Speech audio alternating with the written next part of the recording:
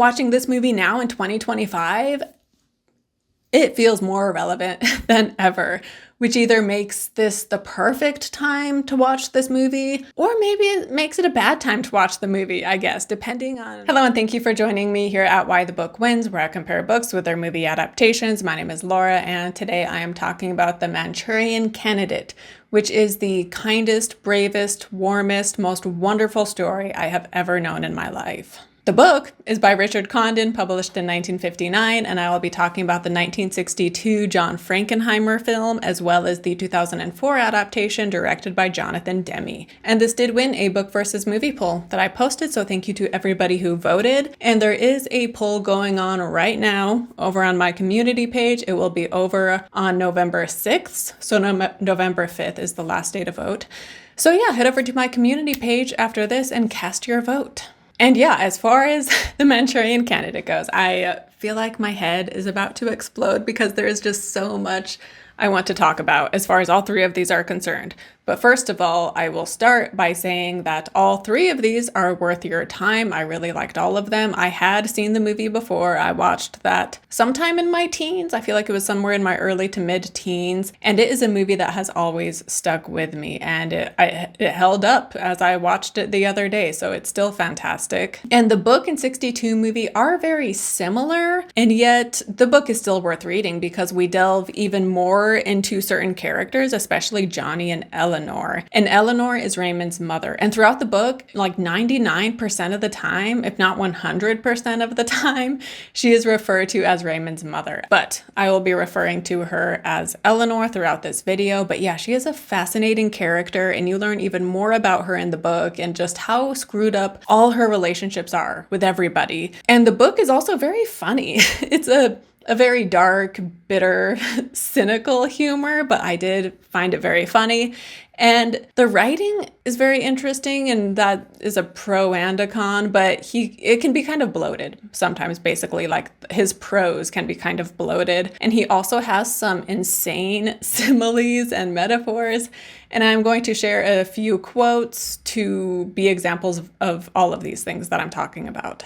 They were an odd combination, the civilian who tried to talk like a soldier and the soldier who had been ordered by the Joint Chiefs and his new and polite army to damn well learn how to talk like a civilian. The frosty Brahmin with the earthy ambitious man. The pseudo-mystagogue with the counterpuncher. The inhibitory with the excitatory, the latter being a designation used by the physiologist Ivan Petrov Pavlov.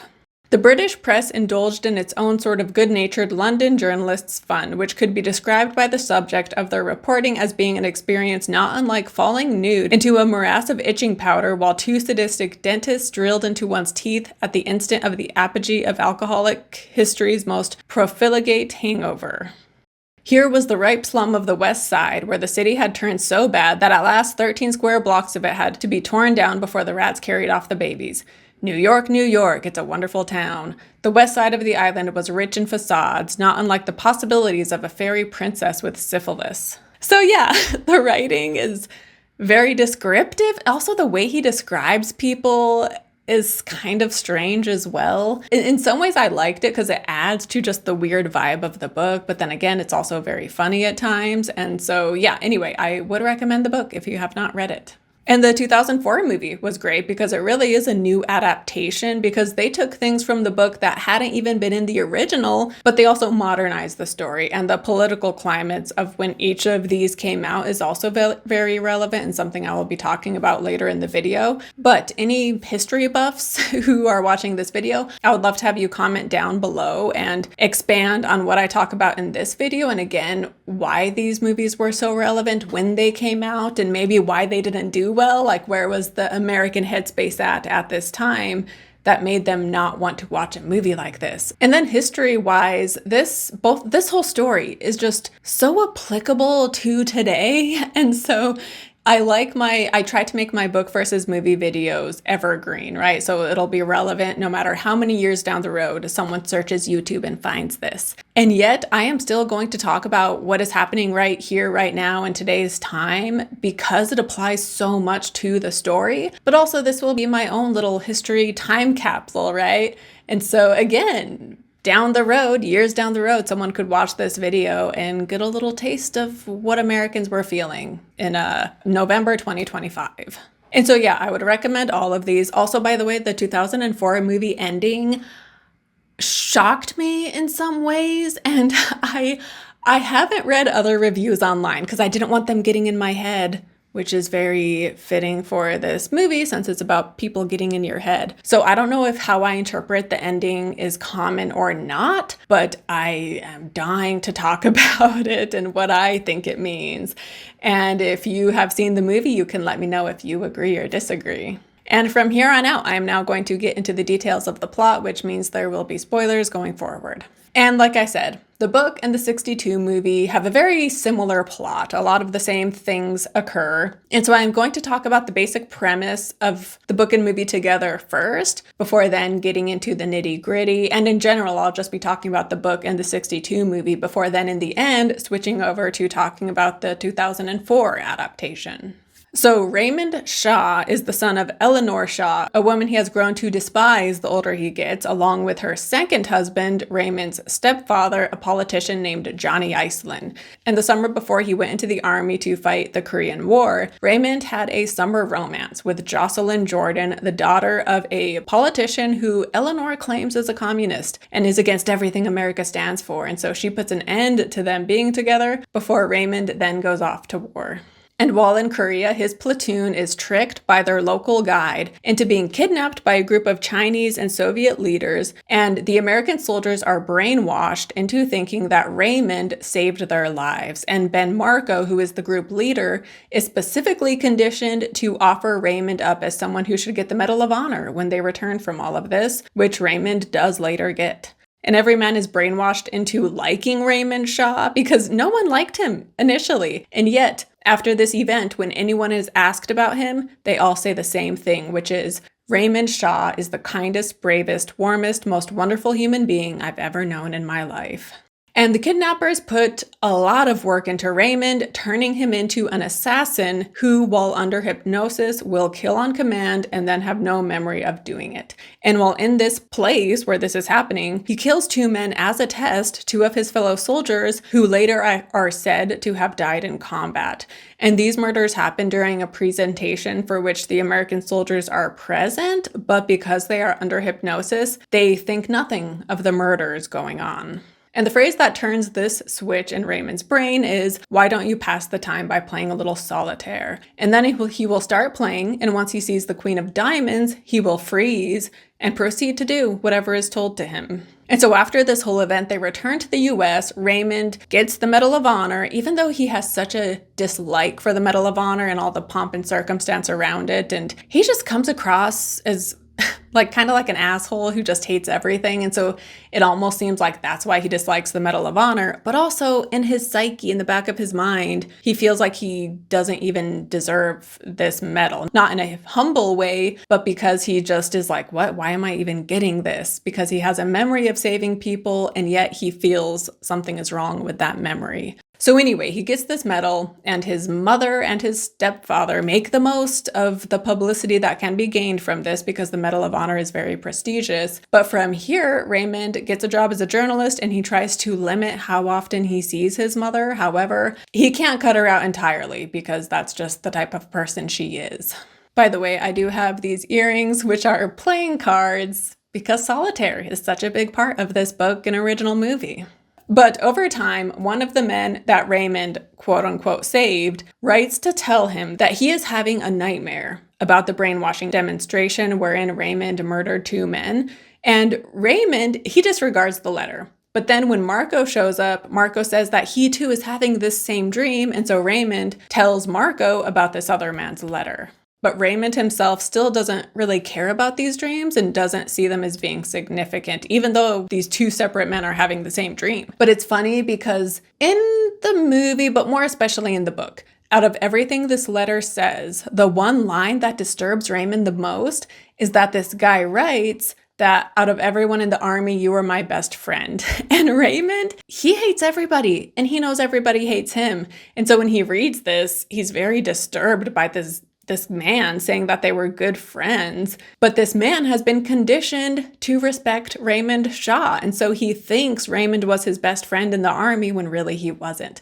But from here, due to Marco and this other guy with the nightmares identifying key Soviet and Chinese leaders, the FBI realizes that something is up, and over time, and after some political murders take place, they realize that Raymond has been brainwashed to be a hitman, but they don't know what the end goal is. They also don't know how the hypnosis is done until, by chance, while at a bar, the bartender happens to say the phrase, "Why don't you pass the time by playing a little solitaire?" He says it to someone else at the bar while telling a story, but Raymond hears, and so he starts playing solitaire, and when the Queen of Diamonds shows up, the bartender just so happens to be saying, "I think you should get in a cab and go jump in the lake." And so that is what Raymond proceeds to do. And Marco had been there at the bar, and so he sees this take place. I mean, he walks in part way, but still, he saw the gist of it. And so this is how they realize that solitaire, and specifically the Queen of Diamonds, is what triggers this. And we also get a reveal near the end that Raymond's mother is the American operative, and everything Raymond is doing is to help Johnny secure, Johnny being his stepfather, is to help Johnny secure the presidency. And then Johnny will be a puppet in the hands of the evil communist world leaders and Eleanor, his wife. And so they are a group of communists gaining power in America by pretending to be these communist-hating right-wingers. But political beliefs aside, these people aren't doing this. They're not trying to gain control over America because that's how much they believe in communism. At the end of the day, they just want power. That's why Eleanor is doing this. That's why these other leaders are doing this. They're driven by their desire for power and control. But in the last third or so of the story, Jocelyn shows up again, and Raymond never stopped loving her, and in both, they end up getting married. However, Raymond is told by his mother, while under hypnosis, to kill Josie's father because he is going to prevent Johnny from becoming vice president, and the vice president placement is crucial for their plans. And when killing the father, Josie shows up, and Raymond has been conditioned to kill anyone who interrupts him. And so she is also murdered. And even though he does as he is commanded, something still breaks within him from having to kill her. And when he is back to normal, he of course hears of her murder and is heartbroken just with that alone. But he's just also a mess at this point. And Marco had been in contact with Raymond, and so he knows kind of what's going on. And so Raymond fears that he is the one who killed Josie, even though he has no memory of it. But in both, we learn that what Eleanor wants Raymond to do is that during the Republican convention, so Johnny is running for vice president, but she wants Raymond to shoot the presidential nominee, and then Johnny, holding the presidential nominee's body, is going to give a short but powerful speech, and this whole event is going to make Johnny a shoo-in for the White House, and he will win the presidency. But then from here, the book and movie are slightly different. So to focus on the movie first. So in the movie, leading up to Raymond being told to kill the presidential nominee, he had called up Marco, who shows up with a deck of queens. So they're all just Queen of Diamonds, the card that triggers Raymond. And he tells Raymond to play solitaire, and using this trick deck, he gets Raymond to open up about everything. And Marco then, using all of these queens, tells Raymond that this hypnosis won't work anymore. And so he thinks that he has killed this switch within Raymond. And so from here, thinking all is good, Raymond leaves to go see his mother, and Marco tells him to call them when he knows what the grand scheme is all about. However, Raymond never does call, and it seems he is still under hypnosis, and he is going to go through with the assassination. And so Marco and his men are at the convention trying to figure out, like, where's Raymond? What's going to happen? When then Raymond, the audience is led to believe he is under hypnosis and going to kill the presidential nominee, when instead, at the last minute, he shoots Johnny and his mother. And then Marco finds him right as this happens, and he opens the door, and Raymond tells him, "You couldn't have stopped them, and that's why I didn't call you. I'm the only one who could put an end to this." And then from here, he shoots himself and dies. And in the end, Marco is reading about Medal of Honor winners and then says what Raymond did and how he sacrificed himself, showing that he truly was a hero indeed, because originally him getting the Medal of Honor was a sham, right? But now Marco is like, yeah, he really did deserve it in the end. Whereas in the book, Marco met with Raymond with a trick deck and he got him to tell him the whole plan. And at this point, Raymond knew the whole plan. So he told him what he was going to do, or what they wanted him to do. And also, again, he is just broken in so many ways due to all he has gone through. And so while we do get a similar scene like the movie, in the book, Marco does not say the line of like, you know, me and all these 52 queens are telling you that this won't work anymore. He does not say that in the book. But one reason he doesn't bother to say that is because he's sticking with Raymond. So the two of them leave together to go to the convention, when then the valet that works for Raymond, the guy who is actually a spy working for Eleanor, he hits Marco with a van he is driving, and then he has Raymond get in, and he drives Raymond to the convention and gives him the gun to go through with the assassination. Meanwhile, Marco is in the hospital and he gets bandaged up in time to then he and his FBI people go to the convention, and he knows where Raymond is. So as he is heading up there, that is when Raymond shoots his mother and Johnny. And then when Marco, he goes in the room that Raymond is in, and he has his trick deck with him with all of the queens. And so he goes in there, and then soon he comes out, and once he steps out, they hear a shot inside, which is Raymond committing suicide. So basically, in the book, Marco uses the deck to hypnotize Raymond to tell him to end his own life, which felt even sadder. But Marco, he says this line like, oh, the army takes care of its own. And so he felt like this was a nicer way for Raymond to go out rather than putting Raymond through everything, you know, because he's murdered a lot of people at this point. And so Marco felt like that was the kinder thing to do, is to just put him out of his misery. And in the book, in 62 movie, Johnny is the Manchurian candidate because he is the puppet leader who is going to be controlled by these other evil leaders, as well as Eleanor, who is in cahoots with these other people. And she wanted them to make her an assassin to fulfill their goal of getting leadership in office. However, she claims she hadn't realized that they would use her own son against her. But we kind of see here how, like, the no honor amongst thieves kind of a thing, right? Like when you're teaming up with bad, untrustworthy people who lie and manipulate, they're probably not going to be honest with you either. And that's what we get. But Johnny himself, he is an alcoholic and an idiot who does what Eleanor tells him. And his big thing is calling out members of Congress as being communists and saying how un-American these other leaders are, and creating an environment of fear and paranoia under the guise of wanting what's best for America. And in the book, he is referred to as a demagogue, which is a political leader who seeks support by appealing to the desires and prejudices of ordinary people rather than using rational argument. Which sounds awfully familiar. And Eleanor, again, she is the puppet master, and she is a fascinating character. Women villains I find so intriguing because due to sexism, they have to manipulate men to get what they want in a way that male villains don't need to. Because if Eleanor was a man, she would be the one just running for office, and she wouldn't be a puppet leader. She would just be a leader who has full control and doing what she wants, right?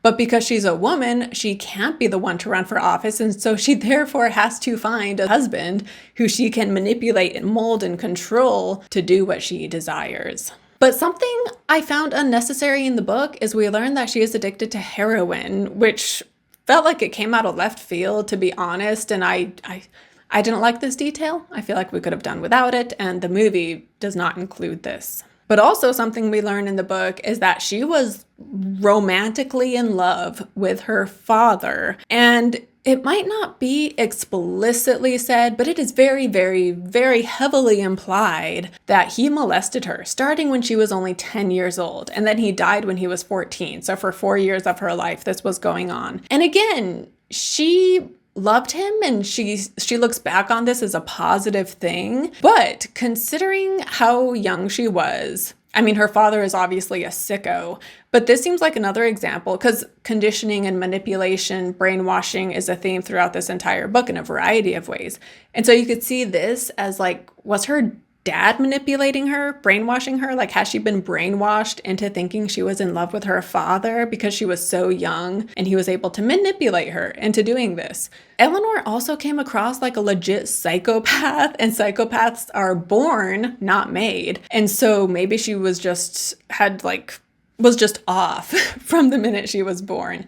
However, someone can be a diagnosed psychopath and they can still be abused, right? So at the end of the day, no matter how you see Eleanor, what her father did was obviously disgusting, and he was a pedophile, and it's horrible. And yeah, it's just interesting to see this in the context of the theme of manipulation and brainwashing and conditioning that is going on. But yeah, she reveres her father, and he dies when she is 14. And then when she is 16, she makes herself appear older and has sex with a variety of men who are 20 years her senior. And then once she gets pregnant, she picks which one she wants to marry, and she tells him that he is the father. By the way, the child she is pregnant with is Raymond.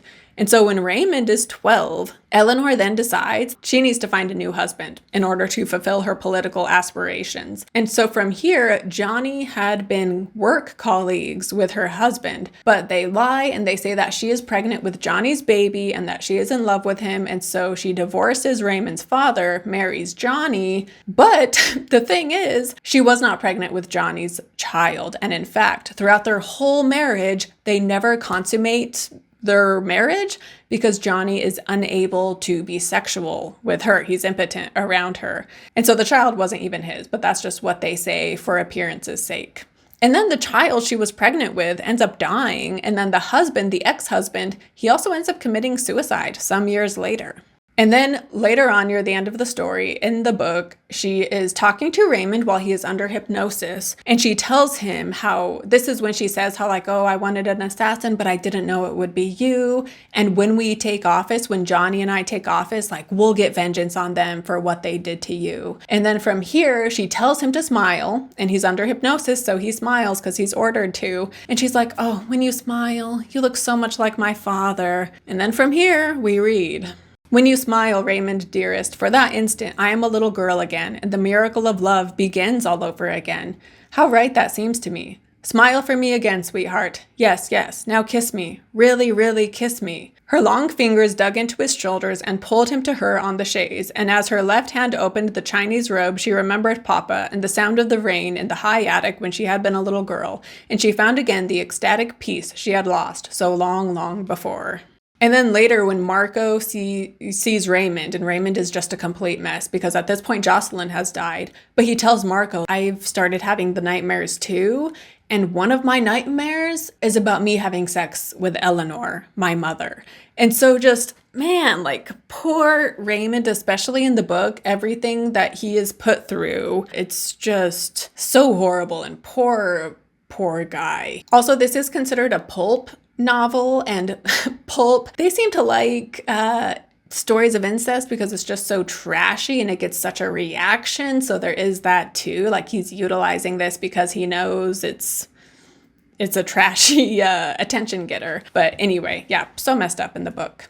And in the movie, they are not as explicit about what happens between he and his mom, but we do see her kiss him, seemingly on the lips. However, her hand blocks the camera from seeing a more direct view. But I love the shot in the movie when Johnny is making a scene about communists in Congress, and we see it through the screen as Eleanor is watching. And yeah, she is just a fantastic villain. She is the kind of person you love to hate, but she also keeps you intrigued, and then you cheer when she dies in the end. And I remember watching this movie again when I was a teenager, and I seem to recall her when she says the line, "Why don't you pass the time by playing a little solitaire?" Like, that's a big moment because I feel like in the book, she so clearly is into politics, and just, I feel like it wouldn't have come as big of a surprise when reading the book. And yet in the movie, despite us knowing she's a bad person, this moment I still remember being surprised by when I watched this when I was younger. And then, yeah, Johnny, he is just such a buffoon, and she is the true threat. But he is a threat as well, due to the fact that he goes along with Eleanor's plans, and he knows the presidential nominee will be shot, and he's nervous for his own well-being, but he goes along with it. So he is just very cowardly, and that makes him dangerous too. And also in the book, by the way, the plan was for the presidential nominee to be shot, and then Johnny was going to be shot in the shoulder. However, it was going to be fake. Like, they would have fake blood. He wouldn't actually be harmed. But then with blood on him, he was going to stand there heroically, and this moment, again, is what would secure him the White House and the votes. And we read, with blood all over him, fighting off those who try to succor him, defending America even if it means his death, and rallying a nation of television viewers into hysteria and pulling that convention along behind him to vote him into the nomination and to accept a platform which will sweep them right into the White House under powers which will make martial law seem like anarchism, Mother says. And this too sounds so familiar. And I'm not saying that, when was it, 2024, the assassination attempt, I'm not saying that was staged as a way to ensure a win. What I am saying is that it is eerily similar to what they have planned in this book. But another line that is so applicable to today, I want to share as well. And this first line, by the way, is an example of the author's sarcasm. Also, as a reminder, Johnny, his last name is Iselin, so his last name comes into play in this quote. So anyway, we read. He had a lot going for him beyond Raymond's mother. His very looks, that meaty nose, the near totally absence of a forehead, the perpetual unshavenness, the piggish eyes, red from being dipped in bourbon, the sickeningly monotonous voice, whining and grating, all of it together made Johnny one of the greatest demagogues in American history, even if, as Raymond's mother often said to friends, he was essentially a light-hearted and unserious one. Nonetheless, her Johnny had become the only American in the country's history of political villains, studying folk song and story to inspire concomitant fear and hatred in foreigners, residents in their native countries. He blew his nose in the Constitution. He thumbed his nose at the party system or any other version of governmental chain of command. He personally charted the zigs and the zags of American foreign policy at a time when the American policy was a monstrously heavy weight upon world history. To the people of Iceland, Peru, France, and Pitcairn Island, the label of Iselinism stood for anything and everything that was dirty, backward, ignorant, repressive, offensive, anti-progressive, or rotten. And all of those adjectives must ultimately be seen as sincere tributes to any demagogue of any country on any planet. Seriously, just replace Johnny Iselin's name with Donald's, and it's a perfect match. But to move on to Raymond now, so again, in both book and movie, but especially the book, the reader doesn't like Raymond, and yet you do pity him because he has this horrible, horrible mother, as well as a terrible stepfather. But because he has so much resentment for them and resentment for what his life has become, that is what makes him the perfect candidate to be this assassin. And also his resentment has caused him to have a lack of empathy as well. And in the book, the guy leading this presentation of the brainwashing stuff, his name is Yen Lo, and in the book he says of Raymond, although the paranoiacs make great leaders, it is the resenters who make their best instruments because the resenters, those men with cancer of the psyche, make the great assassins. A resentful man is a human with the capacity for affection so poorly developed that his understanding for the motives of others nearly does not exist. Yen Lo patted Raymond's shoulder sympathetically and smiled down at him regretfully. Raymond is a man of melancholic and reserved psychology. He is afflicted with total resentment. It is slowly fermenting within him before your eyes. Raymond's heart is arid. It is the core of his defects in his concealed tendency to timidity, sexual and social, both of which are closely linked, which he hides behind that formidably severe and haughty cast of countenance. This weakness of will is compounded by his constant need to lean upon someone else's will, and now, at last, that has been taken care of for the rest of Raymond's life. The doctor tells us that resentment is entirely impersonal, as opposed to hatred, which has a strictly individual cast and presupposes a duel between the hater and the hated. The reaction of the resenter is directed against destiny. And then in the book, specifically, when Marco tells Raymond about everything that is going on, Raymond initially doesn't believe him. Like, it seems kind of far-fetched, right? However, because he likes because he likes Marco, and the only reason he likes Marco is because he has been brainwashed to like Marco. But because he likes Marco, he's like, you know what? I think this is crazy, but I'll play along for his sake. And so we read how he mimics the emotions they expect him to have. But also throughout this book, we hear how he either lacks emotion or he pretends to have the emotions that people expect of him. And this is even before the brainwashing takes place. He had like a personality defect of sorts, which again, coming from being raised by a mother like that, like no wonder he was having issues. And in the movie and book, Ben says how Raymond is impossible to like, and yet he can't help having warm feelings towards him due to the conditioning. So holding these two things does not feel right, and that in part, along with the nightmares, is what bothers Marco and tells him that something is wrong with his head.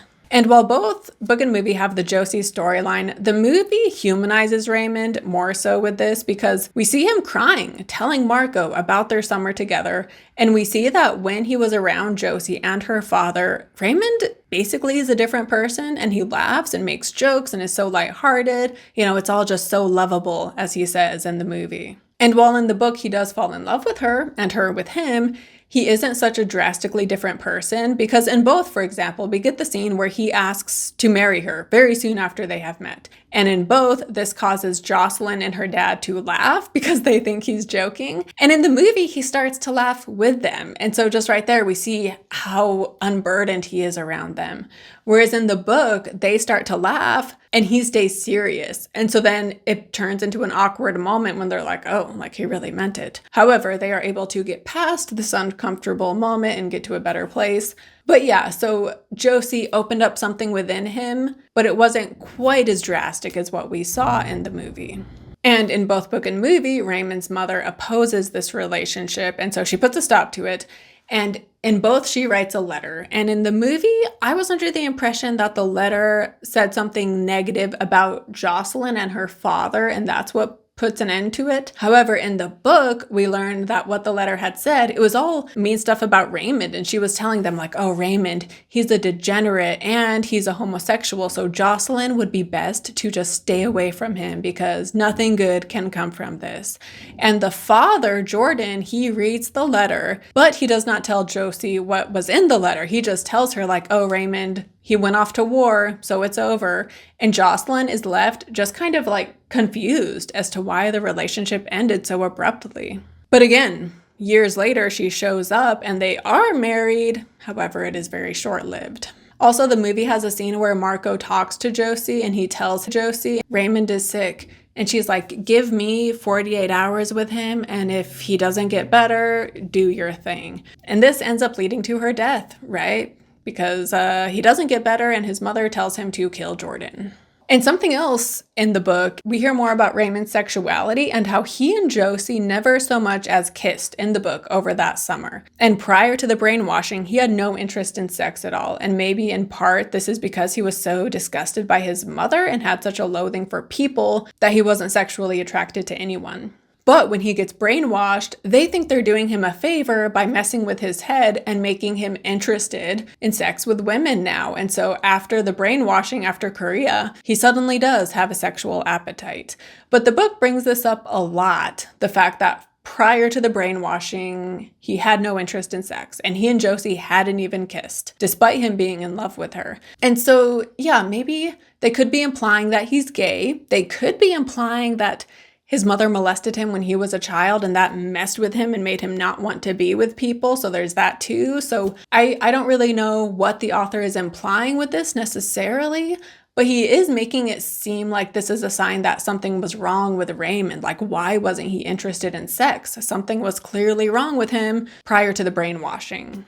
And now I need to talk about the woman Marco meets on the train who takes an instant liking to him, Eugenie Rose, aka Rosie. So in both, she sees how shaken Marco is and wants to help and comfort him because at this point, he has not been sleeping like for a long time. He's hardly eating. He's having these nightmares. And so he is on his way to see Raymond because he's like, I just need to tell him about this and hear what he has to say. And so on the train, he is just a mess. And so in both, she takes an interest in him and helps him and comforts him. And in the book, he was crying and she lets him cry on her shoulder and then he falls asleep. And as someone who has been struggling with sleep, this is a big deal for him. And she tells him her phone number and then later he is arrested because he gets in a fight with Raymond's valet, who had been their guide in Korea, who was involved with everything, hence why he got the job with Raymond so that Raymond's mother could keep tabs on him.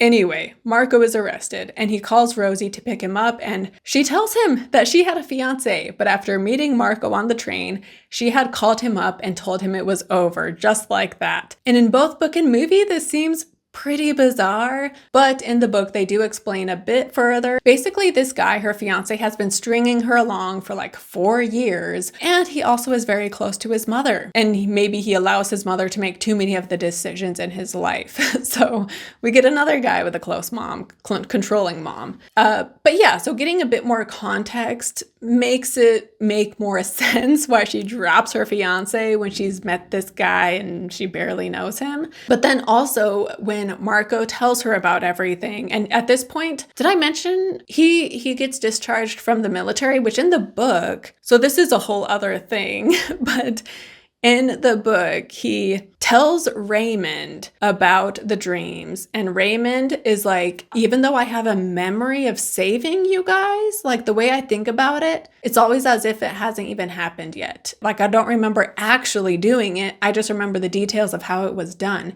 And so he encourages Marco, like, yeah, pursue this, go look into it. And then he also tells his mother what Marco had said, which he didn't know he was doing something bad. But Eleanor then gets to Marco's higher army officer, and the officer is commanded to shut Marco down because they can't let Marco make Johnny Iselin's boy look bad.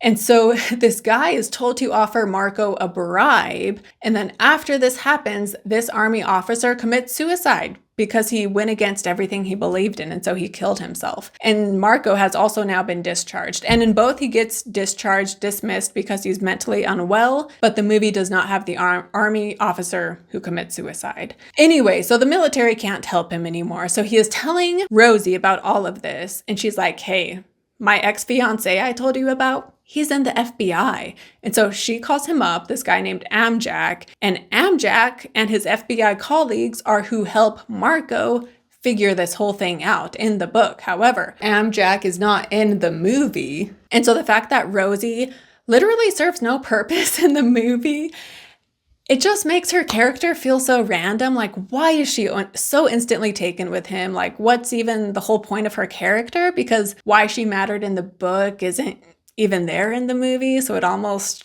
just feels random. And I love Janet Leigh. She was just underutilized. By the way, last month on Patreon, I covered Psycho, which obviously also stars Janet Leigh. So if you want to hear my thoughts on that, you can pay $2 and watch my Psycho video. But I want to talk about the brainwashing and conditioning a bit more because this is, again, throughout the book. We see how Eleanor was probably conditioned, brainwashed by her father. We see how Marco and other military men are conditioned by their decades of service in the military into believing certain things that the outside world doesn't relate to or doesn't understand. Raymond is conditioned by his mother even before the more official conditioning takes place. Johnny, of course, is also conditioned by her. The American people are conditioned and brainwashed by politicians and journalists and media in general. And then also it gets into how in our day-to-day life, we're manipulated by people in these little ways. For example, there's a part early on when Raymond is at a diner and he is trying to decide what pie to order, and he can't decide, and we then read. The prune pie is very good, sir, the waitress said. He told her he'd take the prune pie, and he hated her in a hot, resentful flash because he did not want prune pie. He hated prune pie, and he had been maneuvered into ordering prune pie by a rube waitress who would probably slobber all over his shoes for a quarter tip. And the movie also has like radios and TVs on constantly, which also is the case in the new movie as well. And so just seeing how the media infiltrates our real life and manipulates us into thinking certain things and is trying to control us. And this aspect reminded me a lot of Eddington and Vineland. So I think, yeah, this topic of manipulation and how sneaky it can be. And yeah, if you have not watched my video for Eddington, Vineland, One Battle After Another, definitely check it out. There's a lot of interesting topics explored in that video, including manipulation of the media, or how the media manipulates us.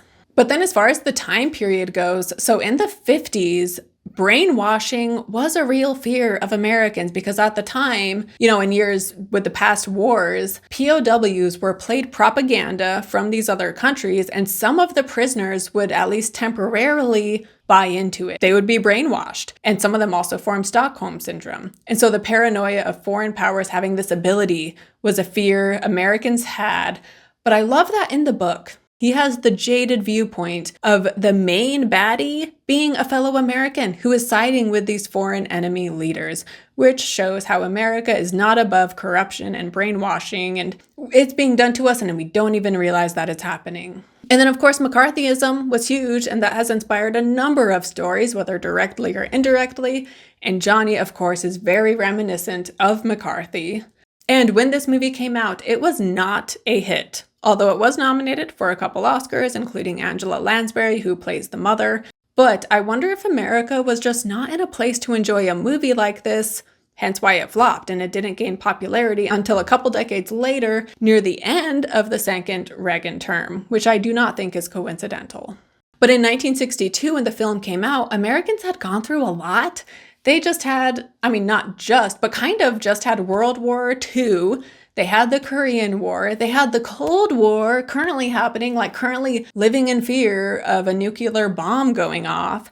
And so I think they just weren't in the headspace for something so depressing as this.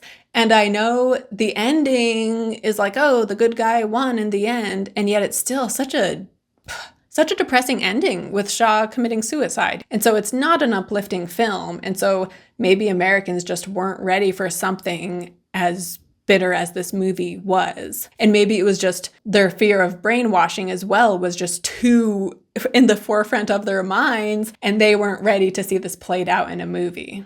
And then JFK was killed in 1963. And so after his assassination, because this movie is about an assassination, they then pulled the movie and stopped it from playing anywhere up until the late 80s. They started playing it on TV, and that's when it gained popularity. And I think in the late 80s, again, they were in the second term of Reagan, this very conservative leader.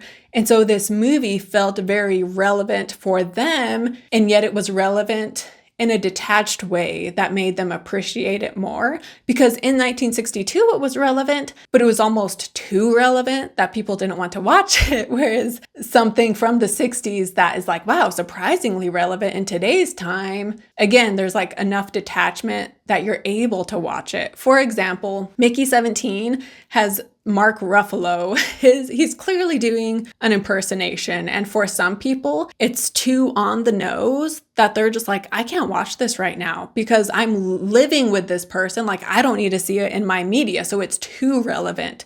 And so maybe Mickey 17, for people who can't watch it for that reason, for Mark Ruffalo's character, 20 years from now, 30, 50 years from now, they might watch it and love it because now it's not so incredibly relevant. But yeah, watching this movie now in 2025, it feels more relevant than ever, which either makes this the perfect time to watch this movie, or maybe it makes it a bad time to watch the movie, I guess, depending on what your headspace is. Which leads me to talking about the 2004 remake. So the political climate in 2004, once again, we had a conservative leader. America had been under attack just a few years prior, and we are now in a war that a lot of people disagree with, and tensions are high and morale is low for many people. Basically, in 2004, people were feeling jaded and bitter about things. And so it makes sense that this movie, they chose to make this movie. And yet, like the 62 movie, this one also did not do very well at the box office, despite it starring Denzel Washington, who has huge star power. And yet, like I've been saying, this one, like the book, like the 62 movie, it also just feels so incredibly relevant to today. And one change I loved here that this new movie makes that makes it apply even better in modern times is what the Manchurian in the title is referring to. So in the original, Manchuria is where the brainwashing took place, and Eleanor's ties to communist China were why Johnny is the Manchurian candidate. And again, they are using the platform of being anti-communist when really these people who are making a show of calling out communists are full of crap and they themselves have communist ties. And yet they just paint communists as being the bad guys because it's an easy enemy to get the American people focused on in order to get them on your side because you're here protecting them from communism. Again, the irony being that they're connected to communism. And yeah, in the book and all of the movies, they're acting like, oh, I love America so much and I need to defend America and protect America. And this again sounds familiar. People who act like they love America and want to do what's best for it, when really, by their actions, it seems like they kind of hate America. And they're forming friendships and siding with these bad world leaders, meanwhile ruining the relationships with allies that we have had for decades. But anyway, in the new movie, Raymond Shaw is the one who is brainwashed to kill, but he is also the candidate. There is no stepfather, so here the brainwashed one is also the Manchurian candidate. Which, by the way, I kind of like how dark the original is, with the fact that, yes, Johnny is being manipulated, but he is not hypnotized the way Raymond is, and yet he is still going along with this. So it's just so dark and messed up, but so fitting. Whereas in the 2004 movie, here the candidate doesn't realize he's being used to the extent that he is, due to him being hypnotized and controlled in this very extreme way. But here, Manchurian Global is this huge multinational company that is funding politicians and weapons and all sorts of things. And these rich, powerful people running this company are the ones funding the brainwashing and the making of these implants. And they are who Eleanor is working with. So having it be this business conglomerate being behind it all feels very fitting. Like it isn't a foreign leadership exactly. It's a rich corporation doing it. And there's a lot about this movie I need to discuss. But first, I just got to talk about the ending because, again, I am just bursting with what's going on in this movie with the ending. So Raymond, again, he is the candidate who gets brainwashed, but also Marco also has the brainwashing code to be controlled. So in the end, he is the one hypnotized into killing the president so that Shaw can be the leader. However, Shaw's brainwashing is losing power and he prevents Marco from killing the president and instead makes it so Marco kills Shaw and his mother. And so from here, Marco is saved, and Manchurian Global sits in their office watching the news, saying that their plan has failed, and Marco and the FBI find the island where the brainwashing took place, and they are walking through it. And earlier in the movie, when Marco had been talking to a friend about the implants and about everything he's been dreaming and about what's really going on, the friend says to him, "What if this is the dream and you're actually really over there in that facility?" And as soon as the guy said this, I was like, is that how this movie is going to end? It's all going to be a dream? And so this was in my mind throughout the movie. And yet the way they executed this ending was still done in a way I hadn't expected. But Marco is on the island and he's talking to the FBI agent and he's like, yeah, in my dream, I felt like I just had to keep making it to the water. And then when I got to the water, I would escape. And so he's walking by himself, holding a photo of his platoon and the Medal of Honor, which Raymond gave him because Raymond no longer wanted it. And as he is looking at this, we hear in voiceover, the scientist, the brainwashing scientist, is asking Marco, like, what are you going to do when you get to the US? And Marco says, I am going to submit Raymond Shaw to get the Medal of Honor. And then it ends.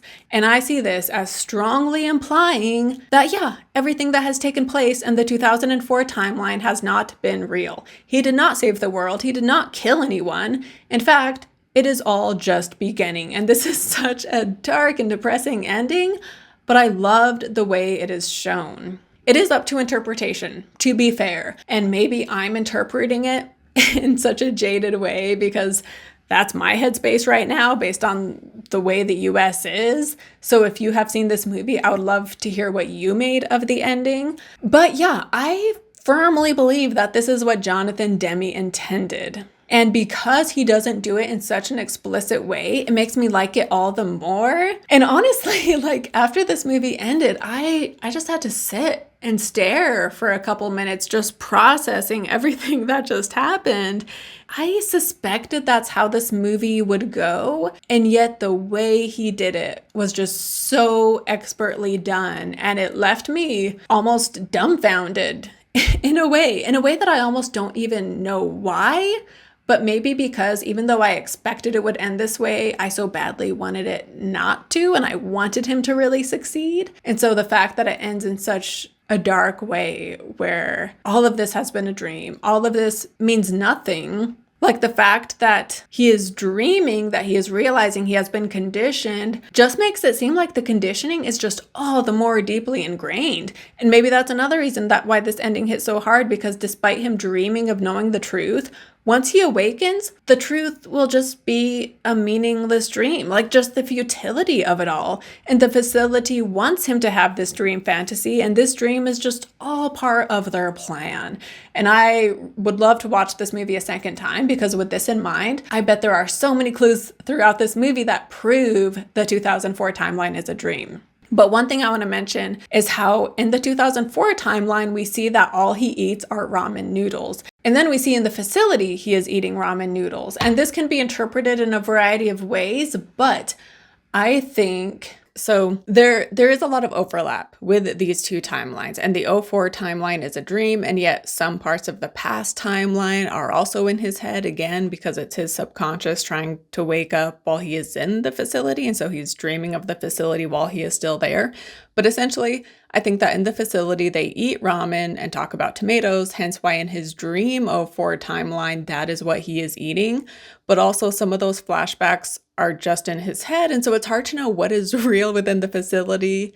So him eating ramen in his dream 04 timeline could also be getting into his memories of what is happening in the facility. So it sort of goes round and round in a sense, with both influencing each other. But I think it all stems from him truly eating the ramen noodles while in the brainwashing place. And so it's infiltrating his dreams.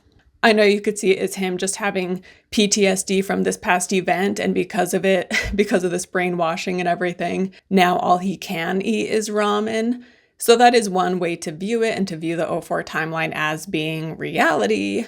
But yeah, so I think the ramen noodles are a key sign that the 2004 timeline is just a dream. And another thing I want to mention, so the Bruno Ganz character, he had told Marco that he once had been funded by Manchurian Global to make these different implants, and how he has experience with these things and has heard stories of the ones going on with Marco, but he thought they were just a story and not real. So anyway, he has experience with this type of thing, and so he messes with Marco's brain as a way to help him access these memories. And when he is under this, we go back to him on the island, and he is running, trying to escape, trying to get to the ocean, like I mentioned earlier. However, he is stopped and he falls, and then he wakes up in the 2004 timeline. And so I think that in the dream, this Bruno Ganz character symbolized, a part of his brain that's trying to help him figure this out. And so when the Bruno Ganz character is messing with his brain, he was trying to wake himself up in the Kuwait timeline, because they have him put under during the brainwashing, so he's not conscious. And so he is trying to wake himself up. However, they are able to put him back under again and not let him wake up, hence why he isn't able to reach the ocean. And so that is more symbolic. He wasn't actually running to the ocean. It was symbolic of him fully waking up and realizing that the 04 timeline is just a dream. So they stop him, put him back under, make him unconscious again. He wakes up in the 2004 timeline, which is the dream. And so then in the end, when he does make it to the ocean, I think that signifies that the brainwashing is complete. But yeah, I feel like that further proves that it's all a dream. And their conditioning, the brainwashing, has been successful despite his attempts to fight it. And then also we get quote unquote flashbacks to Raymond killing one of the soldiers, and we see it happen two different ways. So that seems to imply that this 04 reality again is false, because even the flashbacks within this dream reality don't align. And so yeah, the ending of this movie, which spoilers for Eddington for the next 30 seconds, it reminded me of Eddington, because the end of both imply that in the end, big money wins, big corporations win, and there's nothing we can do to stop them. So it's just, I love both of these movies, but both of the endings are just like, ugh, so heavy. Everything Marco is doing is just playing into their hands. It's all part of the plan. And so again, just how futile and pointless it all is, and how the manipulation runs so deep that we're just doing exactly what they expect us to do. And they have a plan. Everything is under control. That's the tagline for this movie, right? And yeah, Manchurian Global has everything under control, and there's no way you can get around them. But to move on to the plot of the '04 movie, so this modernizes the story and how the brainwashing takes place, and it has them wearing these creepy looking head things, and there are also brain implants and body implants. But again, they also include details from the book that had not been in the old movie. For example, when he talks to Shaw, and Shaw admits that he does not actually remember saving them, and he encourages Marco to continue pursuing this. And Shaw even tells his mother about this in book and new movie. And we also have his mother going on about how great her father was. And then we get the line where she compliments Raymond's smile, and then she kisses him on the lips, but then the movie cuts away before anything more passionate takes place. Also, she does this to him while she's like in the middle of drying him off from a shower or something. And so while neither movie is as explicit as the book, the new movie makes it more obvious and goes for it more so than the 60s movie did. And then we do have Josie here, but 15 years have passed, and she is no longer interested, despite him still holding a torch for her. And here he kills her father because he believes what Marco is saying, and he tells Shaw, like, you need to bow out of the VP spot. And so Raymond is told to kill Jordan, and then Josie is there, and she interrupts, and so he kills Josie as well. And he's broken up about it, of course, because he still does love her. However, the audience doesn't feel the real impact of him killing Josie, right? Like in the book and original movie. In this movie, it felt more, I don't know, it just wasn't as emotionally impactful when he kills Josie here. And speaking of love interests, I love what this movie does with Rosie, because as in the book and original movie, she sees him on a train and instantly takes a liking to him. However, in this movie, the reason she approaches him is because she knows him. She is a cashier where he is always buying his ramen noodles. So that is what makes her approach him. And then from there, she takes a very special interest in him and invites him back to the apartment she is in. However, as he stays with her and as she helps him, he later realizes that she has been filming him and recording their conversations, and it turns out that she is FBI. So rather than have her ex be the one to help him and be a member of the FBI like in the book, she herself is the one. So I love this because it makes sense as to why she so quickly is into him, but I also like how they combine her with the character of her ex-fiance from the book. And then also in this version, both Shaw and Marco kill men in the facility. It was not just Shaw, but like Marco being the gunman in the end, I was fine with this change. And in the ending, by the way, when he is getting ready to shoot the president, I was holding my breath. I had no idea what would happen. And that scene was so tense and suspenseful. And yeah, just so much of this movie.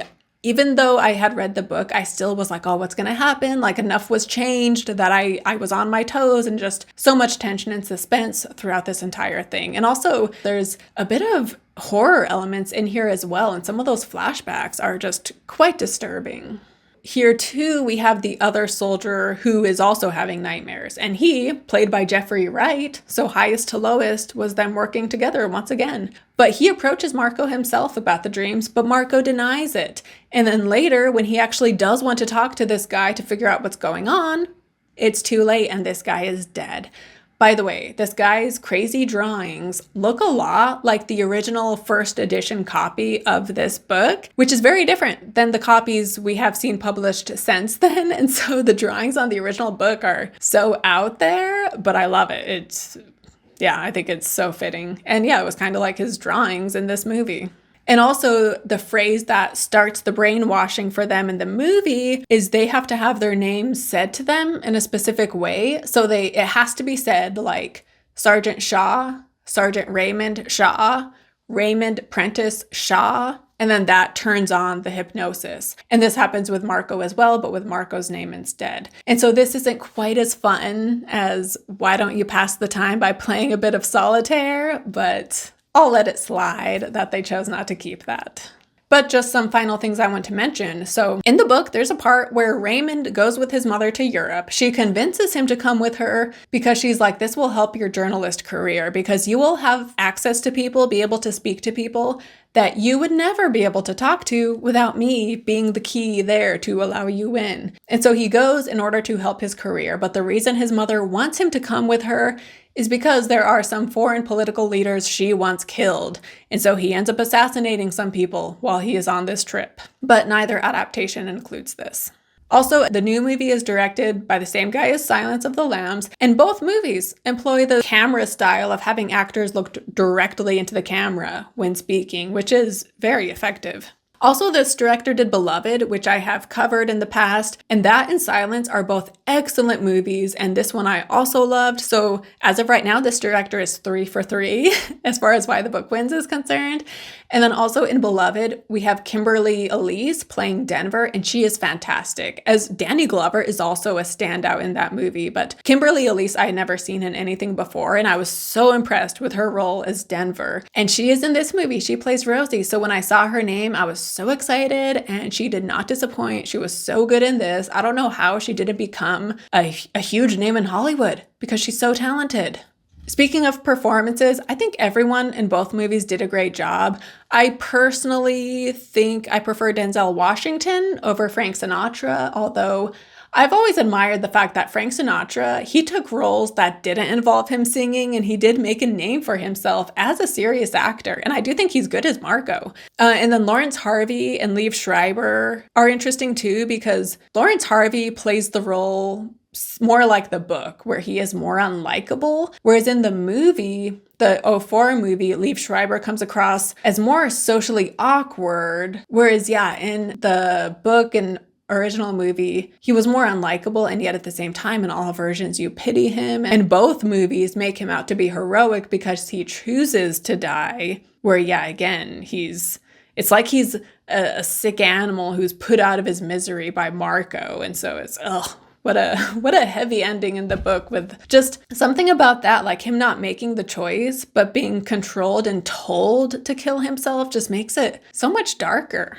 And then, of course, Angela Lansbury was nominated for an Oscar, and she is excellent. And I also thought Meryl Streep was fantastic. I love what both of them are doing with this role. And again, the role of Raymond's mother is just such a juicy role to play, and both of them are amazing. And by the way, so I've covered Silence of the Lambs, I've covered Beloved, and John Frankenheimer, the director of the '62 movie, I have covered one of his movies before too, The Island of Dr. Moreau, which is such a mess, and yet I love that movie so much. Apparently he hated making it, and yet it's so good. I absolutely love it. If you love campy movies that are just so fun and ridiculous and just so entertaining, also, I just love the story of The Island of Dr. Moreau. It's so fantastic. And his adaptation is so good. But also something else I wanted to say real quick is that in the '62 movie, I love how when we see the brainwashing, how the soldiers are told that they are at a garden club with a bunch of older ladies talking about flowers.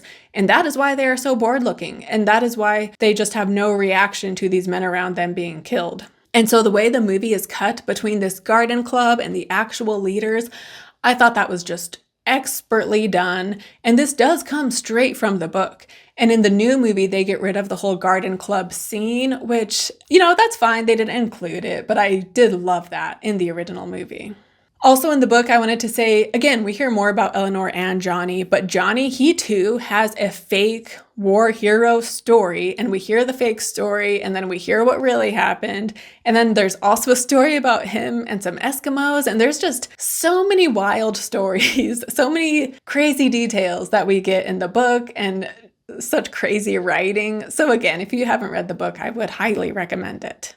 And when it comes to book versus movie, so again, I would recommend all three of these. I like the movies a lot for what each of them are doing, but I am tempted to say that the book wins between all three, because again, its writing style is so distinct, and it's funny and cynical and dark and thought-provoking, and it was a story I just wanted to keep reading. And so I think I will say that the book wins, but I would recommend all three of these. They're all fantastic. I'm so glad I covered this one. Very timely and very depressing too. But thank you for watching. I hope you have enjoyed this. Comment your thoughts down below. Again, on all of them, but how you interpreted the 2004 ending. And if you have read the book, let me know what you thought of it. Did you enjoy it as much as I did? But yeah, that wraps it up for today's video. And now, why don't you pass the time by playing a little solitaire? And once you see that Queen of Diamonds, you are going to like this video, leave a comment, subscribe to the channel if you have not already, and then after this video is over, you will then proceed to watch 5 of my videos all the way through and like and comment on those 5 videos as well. Okay, you got that? All right, thank you. This has been very productive. Thank you so much for watching, and I will see you next time. Bye.